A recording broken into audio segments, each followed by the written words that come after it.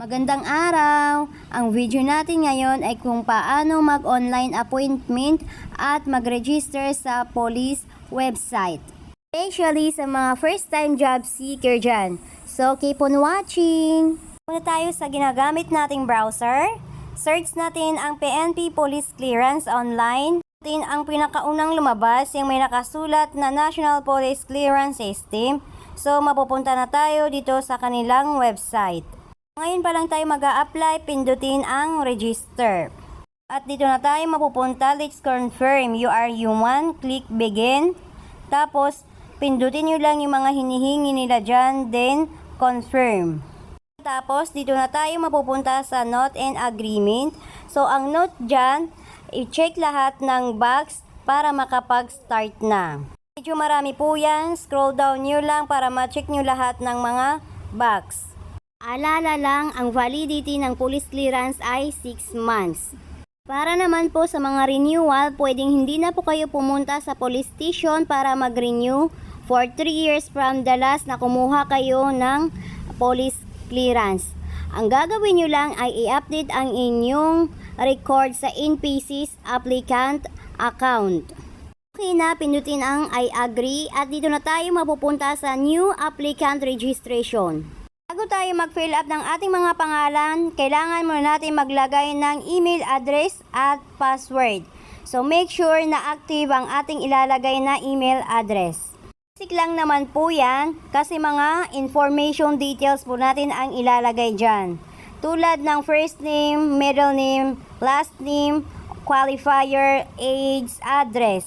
Tapos yung fill upan lahat, i-check ang terms and condition, tapos pindutin ang register. So, dito na tayo mapupunta sa sign in. Ang ilalagay nating email dyan at password ay yung ni-register natin kanina. Tapos, pindutin ang sign in at mapupunta na tayo dito sa applicant profile. Scroll down nyo lang kasi marami pang fill upan dito. Para sa mga kukuhang PWD, i-check nyo lang ang box. Naman po sa mga first time job seeker dyan, i-check nyo na po agad itong box para wala na po kayong babayaran. Scroll down at fill upan na natin ang mga information na hinihingi dyan. Pagkatapos, pindutin ang save profile. Ang paalala para sa pumindot ng first time job seeker dyan, kailangan nyo ng barangay certificate at kayong oath taking na galing sa barangay. Sa confirmation, pindutin ang yes. Na tayo sa ating pinaka-profile. Kung may mali kayong nalagay, pwede niyong pindutin yung edit profile. Hindi ba tayo tapos? Dito naman po tayo sa clearance application. Ito naman po yung pagpili natin ng date kung kailan tayo mag-a-appear sa police station na kukuhaan natin ng police clearance. 1. Select appointment. So may makikita kayong purpose. So, pindutin nyo yung arrow sa gilid. Piliin nyo na lang kung ano ang purpose nyo. So, sa akin, general. Tapos, sa baba naman, select police station. So, kung saan kayo mag-a-appearance na police station, yun ang hanapin nyo dyan sa baba. Nakalagay na note dyan. So, i-select nyo lang kung anong oras kayo pupunta. Sa umaga ba or sa hapon. Okay na, i-click na ang next. Tayo sa step 2, select payment option. Mga first time job seeker, kailangan nyo pong pumindot ng payment option para makomplete ang transaction na ito. Pero pagdating nyo po sa police station na pupuntahan nyo, wala po kayong babayaran doon.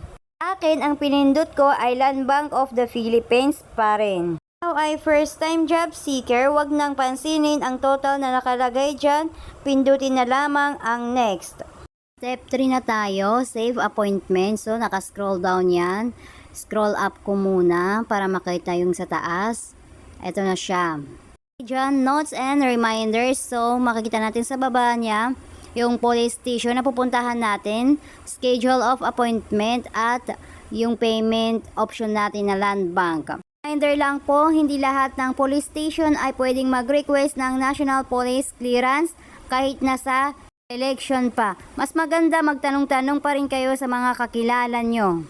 Malapit na station ang nagre-release ng police clearance. I-click na ang save appointment, then next. At dito na tayo sa notes and reminders, clearance application with appearance, renewal non-appearance, clearance certification. At sa mga magbabayad, pindutin lamang ang click here to pay sa number 1.